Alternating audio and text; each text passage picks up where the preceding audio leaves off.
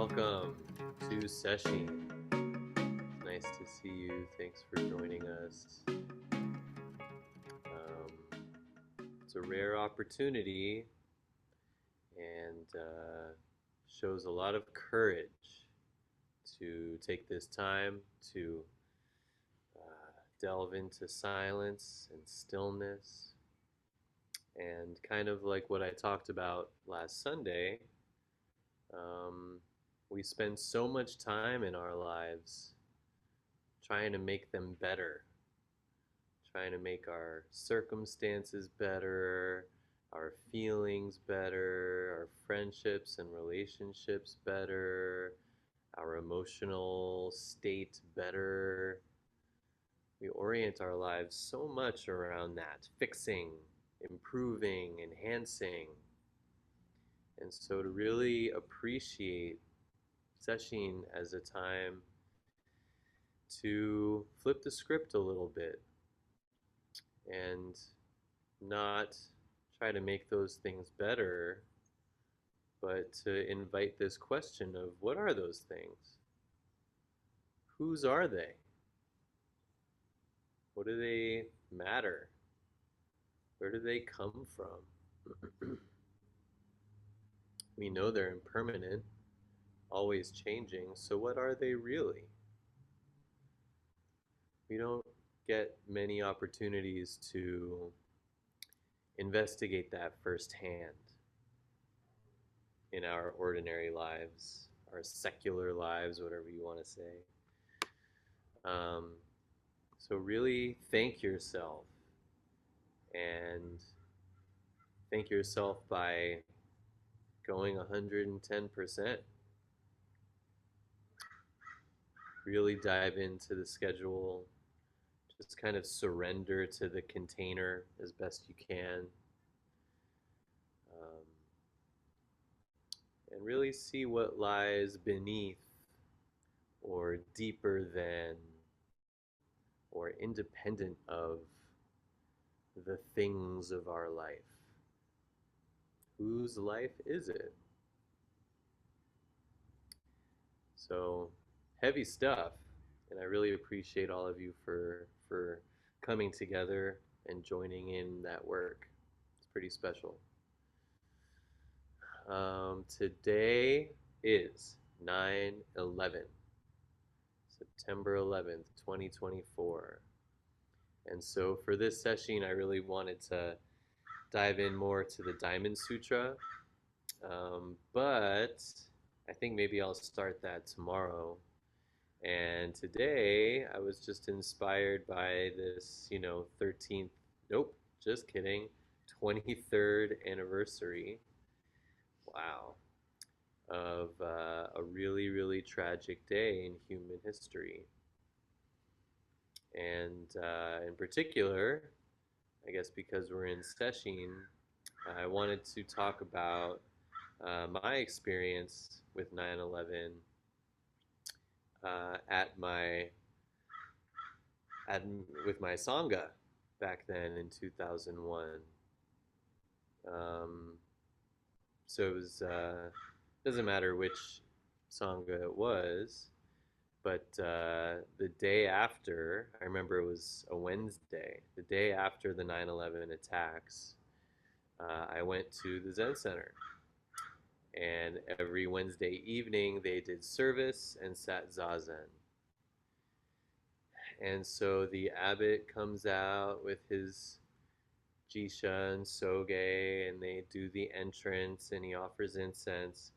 And before they start the service, the abbot turns around and he says, I just want everyone to know that this service is dedicated to everyone who lost their lives in yesterday's attack, except for the perpetrators of the attack themselves.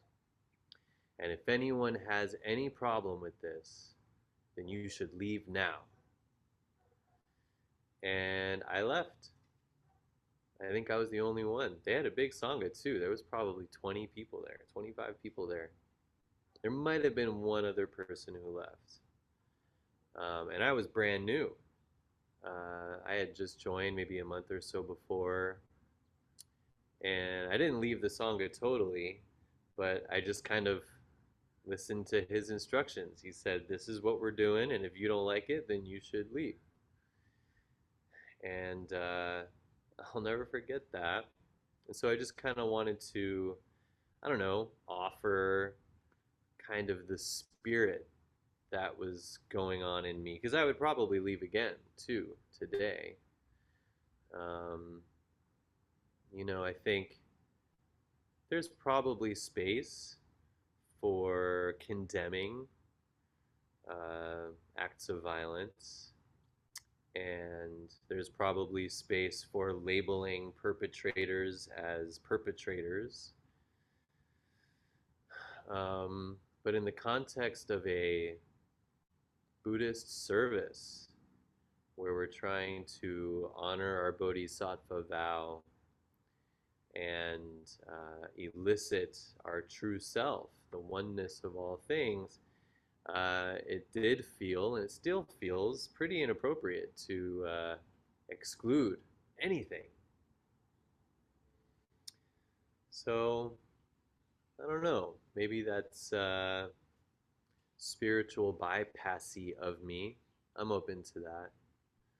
But I think it's an important thing to look at. So I just kind of wanted to offer that conundrum up for you to kind of swallow, digest, and let go. Um, and yeah, just kind of look at the spirit of it. And so there's a couple of koans that come to mind that kind of help me explain where I'm coming from, right? Because, I mean, obviously, all beings are Buddha. Oneness does not exclude anything.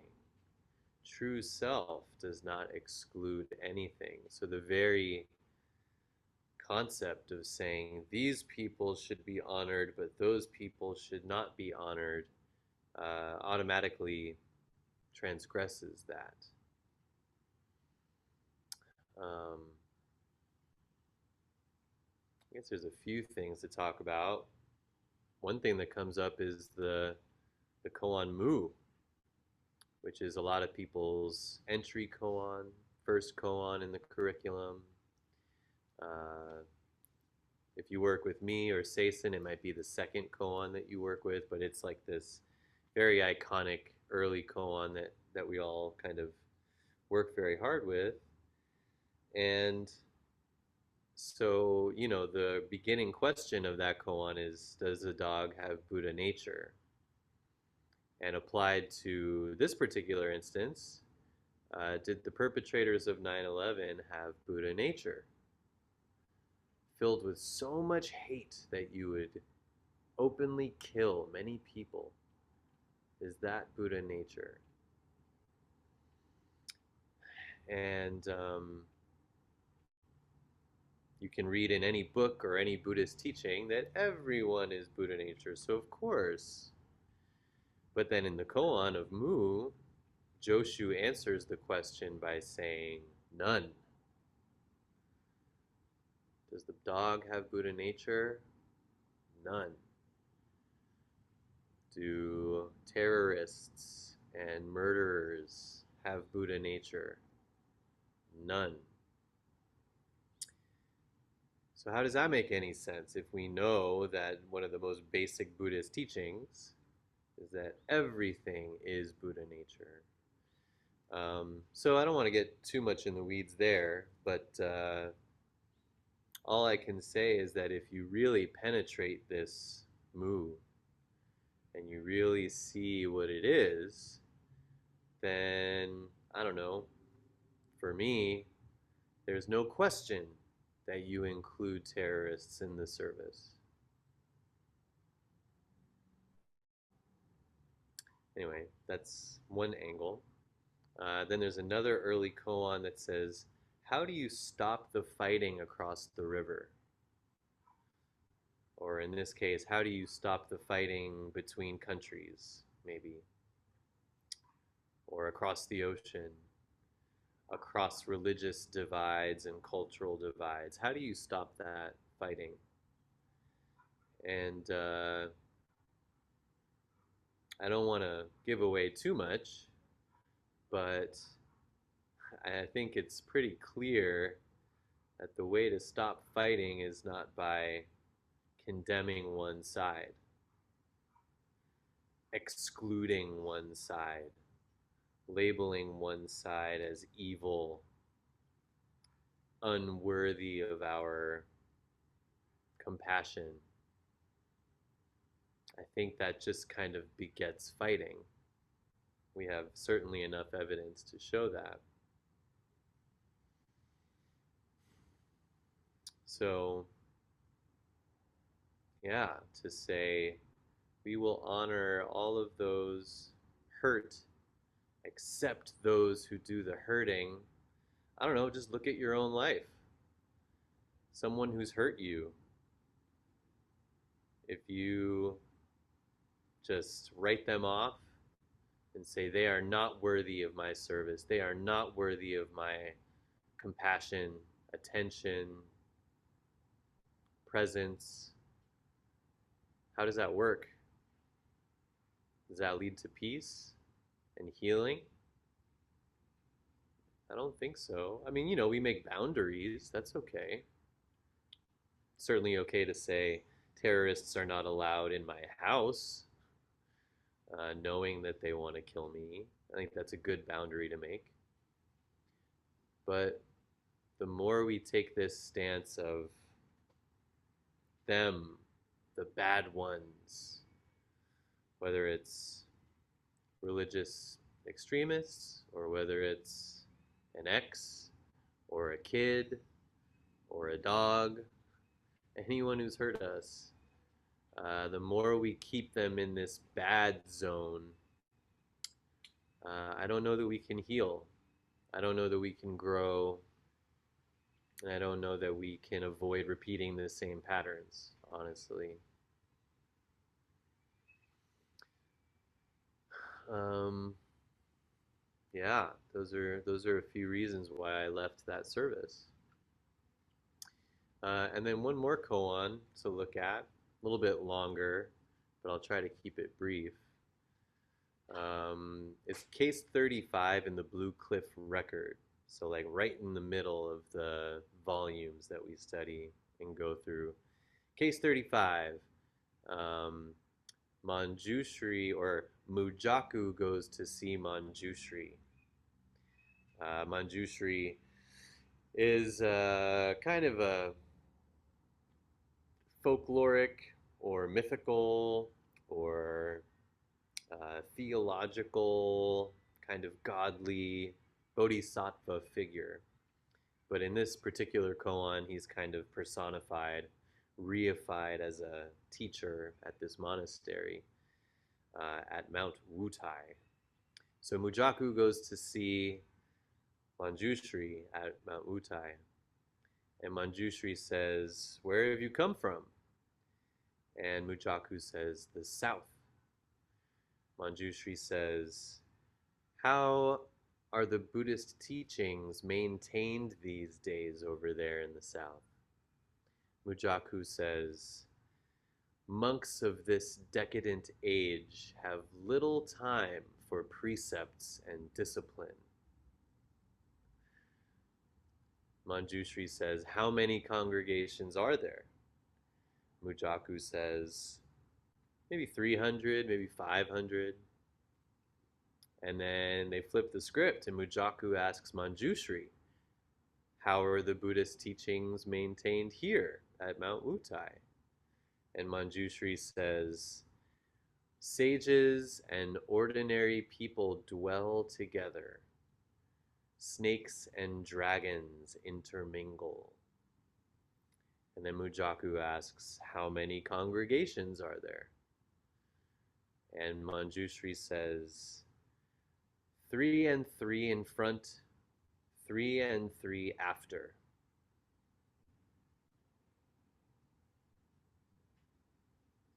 Let that sink in for a sec.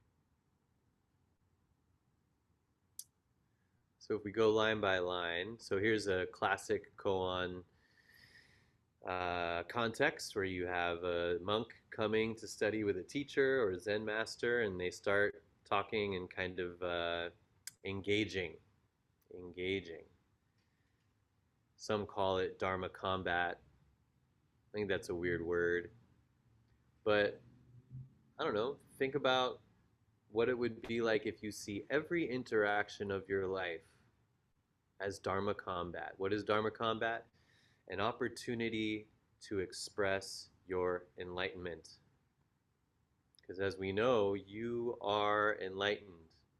You are Buddha nature just as you are. So every conversation we have is our exhibition of our enlightenment. So just put that in your subconscious pocket for a little bit. Every interaction you have is Dharma combat. Your chance to be wise and compassionate, to see all sides, to wake people up, help them out. Anyway, so here we have a classic kind of back and forth. Manjushri asks, "Where have you come from?" And very often in koans, this is kind of a testing question, right? It may not be so literal. Where do you come from? Oh, La Mesa. Oh, Arizona. Oh, Georgia. No, where do you come from? This self that you think you have, that you think you are, where does that come from? Where did you start? Did you start at birth? Did you start in the womb? Did you start as a gamete? Are you the sperm or are you the egg? Did you start with your ancestors? What about their ancestors? Just investigate that question. But in this case, Mujaku takes it very literally and he's like, "Oh, I'm from the South. I'm from TJ." And so Manjushri kind of keeps probing and he says, "How is the Buddhist teaching maintained in the South these days?" And again, that could be a testing question. What is there to maintain? It's ridiculous. Nothing to maintain. It's right here, unfolding constantly, fresh and new.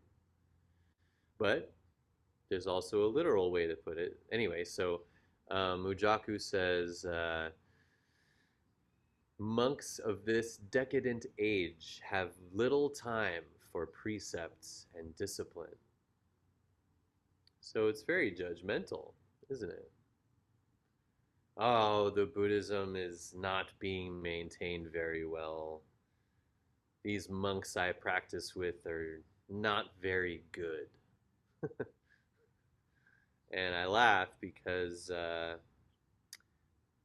you know, I certainly relate to that.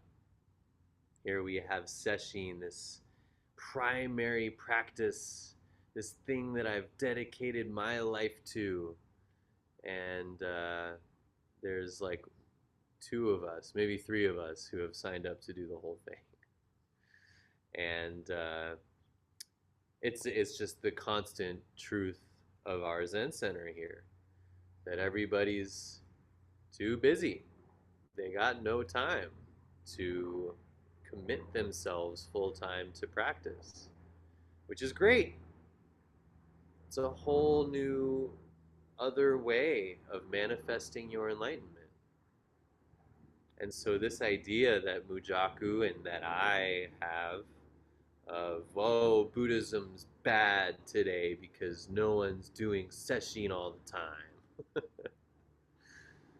We only have 5 people doing Jukai and it should be 30. How limiting is that? How judgmental? How stuck? Buddhism would be better if more people did it like this. It's just terrible. And at the same time, um, there is something to be said about, you know, um, how much time we spend.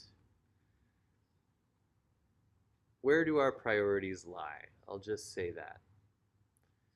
And to kind of bring it around, in a way, it's kind of America's obsession with material goods, um, worldly success that kind of partially makes a lot of these religious extremists hate us. So, in a way, Mujaku is kind of speaking to that rub. Americans have little time to investigate the holy, and they're trying to spread their worship of material goods and busy science corporate modern life, so we need to take them out. It's interesting. So, yeah, on the one hand, it's extremely judgmental to say, we're not doing Buddhism well enough. And on the other hand, that can be helpful to really point out, where do my priorities lie? Oh, I can't do sesshin. I promised I would go to this party. What does that feel like? It's definitely different from, oh, I can't do sesshin because I have a job and I can't get fired, which feels different from, oh, I can't do sesshin because I just don't like it and I'd rather smoke weed all day. That feels different too. So, anyway, that's Mujaku's answer. And then Manjushri says, how many in the congregations, or how many congregations are there? And Mujaku says, again, he's answering very literally, 300, maybe 500. And then Mujaku switches up the questions. And so he asks Manjushri, how is Buddhism maintained here these days? And Manjushri offers this other side. Instead of saying, well, we don't really have a lot of people doing sesshin and not many people are doing the precepts, or even the opposite, oh, it's great, everyone's here, we're full all the time, and everyone's so enlightened. He says, sages and ordinary people dwell together. Snakes and dragons intermingle. How beautiful is that? That is Mu. That is no Buddha nature for the dog. Enlightened people, deluded people, smart people, dumb people, selfless people, arrogant, selfish people, snakes and dragons. We're all one. We're all in this together. It just feels so different from saying, oh, well, they do it good, but they do it bad. They're allowed to be honored in the service, but they are not allowed to be honored in the service. It reminds me of that famous Thich Nhat Hanh poem, right, where he's talking about the pirate that abuses a young girl, kidnaps and abuses her. And in his poem, he says how deeply he feels for the victim, for the girl. And then in the next stanza, he talks about how deeply he feels for the pirate. Because what pain, what wound you have to carry in order to do that to somebody. To end your life in such a drastic, awful way as crashing a plane, willing to take the lives of hundreds, thousands of innocent people, you must be coming from a lot of pain. So, all of us, snakes and dragons, sages and terrorists, all dwelling together in this oneness, in this one universe together, completely interdependent upon each other. And to say they are not allowed to be honored in this service completely abdicates our responsibility for their pain. So that's Manjushri's answer. And then Majuku? Now I forget his name. Um, he asked the other question, how many are in the congregations, or how many congregations are there? And Manjushri says, 3 and 3 in front, 3 and 3 after. Some other translations say 3 by 3 in front, 3 by 3 in back.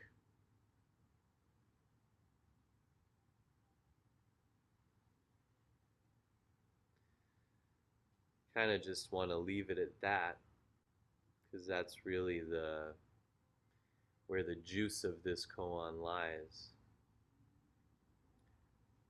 But what is that? What is he getting at? How many people are in our sangha? Are they? Where does the sangha begin and end? What about Luis, who passed away a few years ago? Is he no longer in the sangha?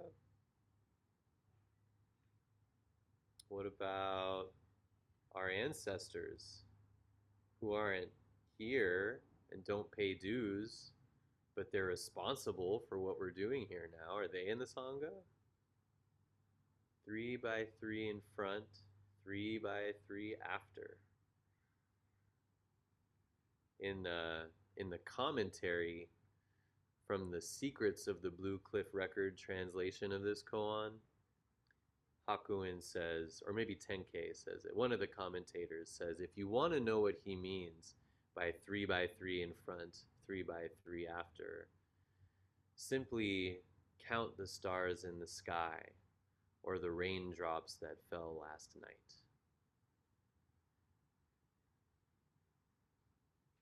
And then when you're done counting all the pebbles in the rock garden, tell me whether jihadists are in our sangha or not.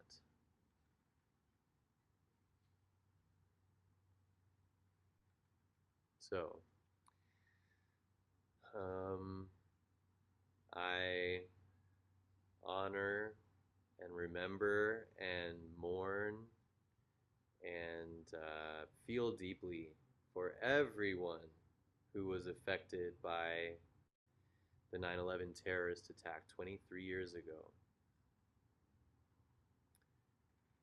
And yeah, I hope that we take the rest of this session to really see who's in our sangha and count them all.